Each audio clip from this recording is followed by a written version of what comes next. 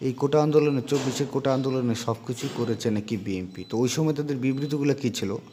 আমার দেশ পত্রিকায় তারা বিবৃতি দেয় কি দেখুন, আমি আমার পড়ে শোনাতে চাচ্ছি না, আপনারা নিজেরাই পড়ুন। এবং যুগান্তরের একটি পত্রিকাও তারা কী বিবৃতি দিয়েছিল ওই সময়, তার মানে তারা পিছন থেকে ছুরি মেরেছিল ছাত্রদের, ঠিক আছে? কেমন কি ওই মোহাম্মদ সাল্লাল্লাহু আলাইহি সাল্লামের পিছন থেকে আবদুল্লাহ ইবনে উবাইয়ের মতো ভূমিকা পালন করেছিল বিএনপি ছাত্রদের সাথে।